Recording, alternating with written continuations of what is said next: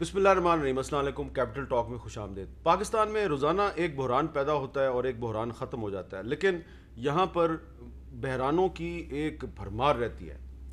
अब कल रात को जो सिंध पुलिस के अफसरान ने छुट्टी पर जाने का ऐलान किया तो एक बहरानी कैफियत थी, लेकिन इस बहरानी कैफियत से chief of the army staff general Qamar Javed Bajwa ने कौम को निकाल लिया और उन्होंने पहले बिलावल भुट्टो जरदारी साहब से बात की, फिर IG सिंध से बात की और मामला ख़त्म हो गया। लेकिन आज कुछ वफाकी वज़रा जो हैं वो ये दावा कर रहे हैं कि ये जो सिंध पुलिस ने जो बहरान पैदा किया इसके पीछे बिलावल हाउस था।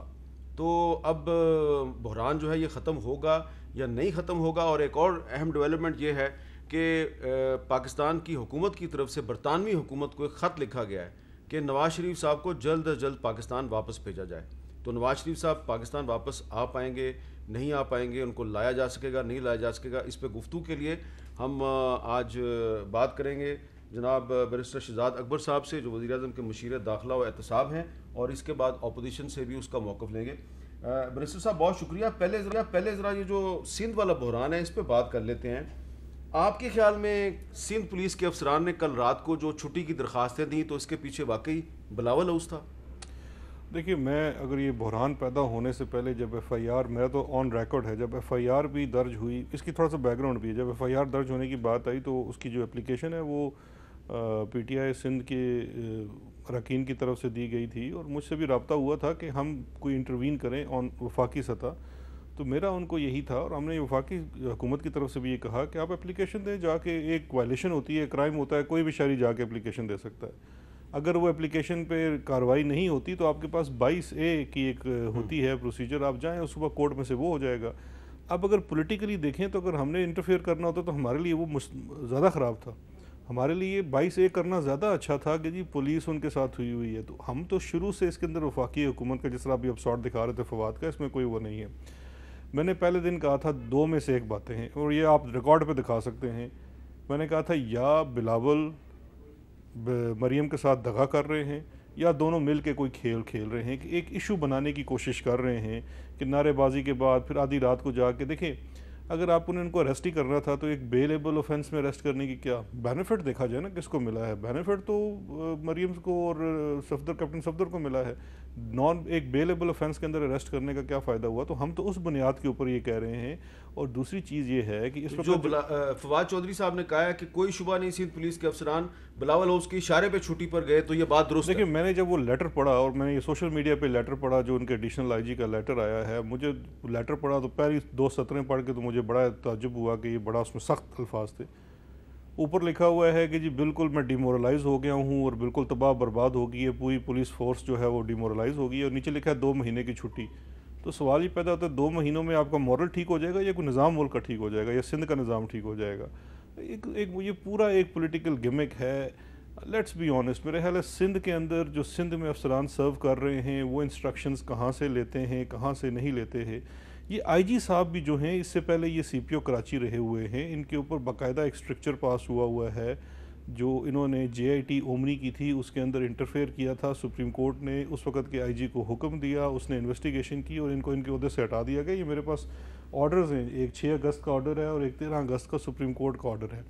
तो ये देखिए जो सिंध पुलिस के अंदर उनकी इनग्रेस है कि वफाकी इदारा उसकी तफ्तीश कर रहा था on order of Supreme Court. Sindh police witnesses को हरास कर रही थी जो सरकारी अफसरान थे FIA के। तो ये एक पूरी हिस्ट्री है कि ये सारे किस तरह से कितनी ज़्यादा इनग्रेस है सिंध पुलिस के अंदर। तो ये कोई बईदस क्यास नहीं है कि ये सारी इंस्ट्रक्शंस वहाँ से आ रही। लेकिन ये सारे PSP के अफसर हैं, पाकिस्तान पुलिस सर्विस के अफसर हैं, जी, फेडरल गवर्नमेंट के ऑफिसर्स हैं इवेंचुअली, लेकिन डिस्पोजल पे प्रोविंस के हैं। आप तमाम का रिकॉर्ड उठा के देख लीजिए कितने अरसे से सूबे में सर्व कर रहे हैं। देखें, अफसरान ये होते हैं सारे फेडरल के पूल पे, लेकिन जब जिस सूबे में चले जाते हैं उसी सूबे के साथ सर्व कर रहे होते हैं।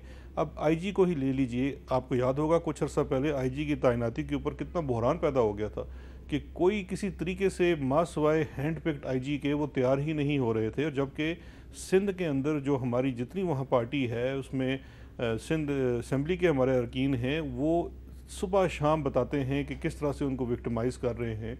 आप हलीम आदिल शेख को कभी लेके देख लीजिए, वो भी इसके खिलाफ शिकायत करते हैं। तो सिंध पुलिस के हलीम आदिल शेख साहब जिस तरीके से ٹریٹ کر رہے ہیں پولیس سندھ پولیس کو، وہ تو ایسا لگ رہا ہے کہ وہ ان کے باس ہیں. نہیں ہرگز. وہ جو بارش آپ دیکھ لیں ذرا، میں نے وہ پورا دیکھ لیں آپ، دیکھیں ذرا. نہیں ہم نے ایف آئی آر کٹانی ہے. ہم ایف آئی آر کاٹیں گے. اتنا بڑا مطلب آپ لوگ مزار قائد کی تقدس کی آپ کو پرواہ نہیں ہے، اس لیے کہ آپ کی یہ الائنس میں ہے. پی ایم ایل این اور پیپل پارٹی کا رشتہ ہے. سندھ میں پیپل پارٹی کی گورنمنٹ ہے، پولیس پیپل پارٹی کے انڈر میں ہے. بس ٹھیک ہے، ہم ایف آئی آر کٹائیں گے. ہم پاکستان کے اساس کے رکھوانے عمران خان کے سپاہی ہیں. ایف آئی آر کاٹنی پڑے گی. ہمارا شہر ہے، ہم انشاءاللہ مظاہرہ کریں گے، ہم دھرنا دیں گے. آپ لوگ کہاں تھے اس وقت؟ آپ کا تھانہ ہے. You are responsible. The police of the area is responsible for this. ہم اس کو شامل کریں گے کہ پولیس نے کیسے جانے دیا، پولیس نے کیوں نہیں روکا. اب ہم ایف آئی آر کٹا رہے ہیں، ہمارا حق ہے. شہزاد صاحب کون کس کو دھمکیاں دے رہا ہے؟ دھمکیاں وہ کون سی دے رہے ہیں کہ ہم آپ کو اٹھا کے لے جائیں گے؟ دھمکیاں تو وہ دے رہے ہیں کہ ہم دھرنا دے دیں گے، ہم یہ بتائیں گے کہ آپ کی ملی بھگت ہے، آپ کے تھانے کے حدود کے اندر یہ ساری چیزیں ہوئی ہیں.